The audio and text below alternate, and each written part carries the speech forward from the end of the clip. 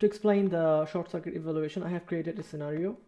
Here I have a struct called album, which is not mutable struct, and it has different attributes like name, genre, published, the year, artist, song, number of songs that album has, and some rating. And then I can create types, value of types of which type can be an album. And I have created 4 albums, Systematic Chaos from Dream Theater, and I have put the genre metal. Then I have created another 3 album, Paranoid, Steelheart, and Nevermind. So 2 of them has genre metal and 2 of them has genre rock. And then we put them in a bucket. So just think about like you are working in a music store and your manager now want to make a bundle of albums from all the album you have in the store, and the way he want, this is your task, that create 2 album in a bundle. And if the album, you can pick random albums. If the both album are from the same genre, you can name that bundle as like a metal mix or rock mix. But if one of the album is metal and one of the album is rock, you can name that rock and metal mix. So to be able to make that, we need to know about a function called rand that choose random sample from a given array. So if I have an array like that, and if I want to generate 2 random samples from that array, I will use that array and the number I want to generate. So first let's define those. So I have now array of albums, and I can generate like every time should be different. As we can see, first time it takes 2 Nevermind in a bundle, and next time it takes 1 Steelheart and 1 Dream Theater. Though that program have to be more sophisticated, as you can see, sometimes it picks both the 2 albums. So you can have more if-else condition that if one album is already taken, it will not pick that album anymore. So there can be this kind of conditions.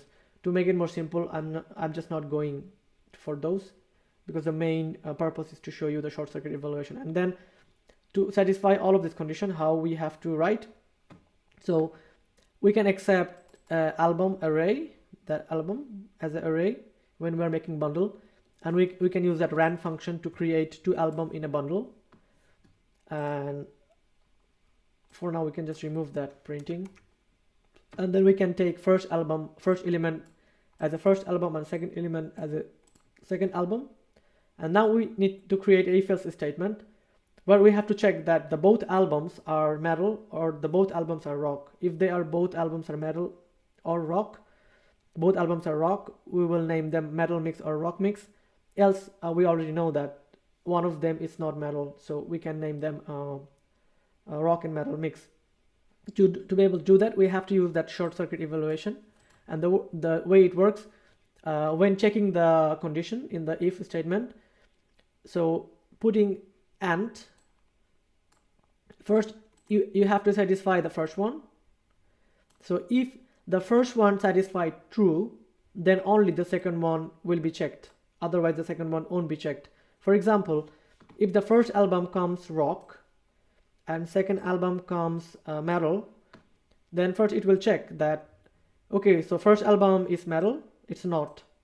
So as the first album is rock, it's not metal, it's not going to evaluate the second one anymore. It goes to the next else statement. So it will find that first album is rock. As it finds the first album is rock, then it will check the second one, otherwise not. So it will check the second one, but in that case it will find the second one is metal, the example I am explaining. So it will skip then that one, as it is a rock and metal mix, so it will provide us that bundle.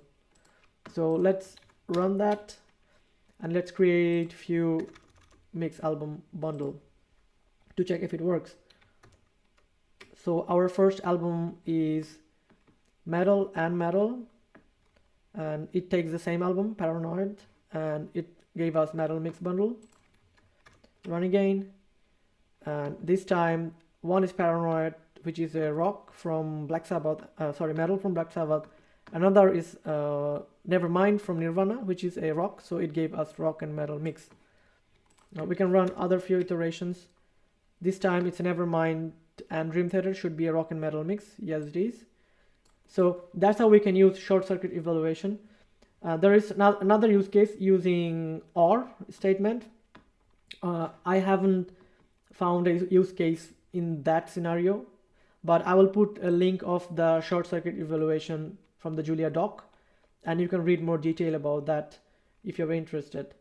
So I will see you in the next video. Thanks for watching. Bye.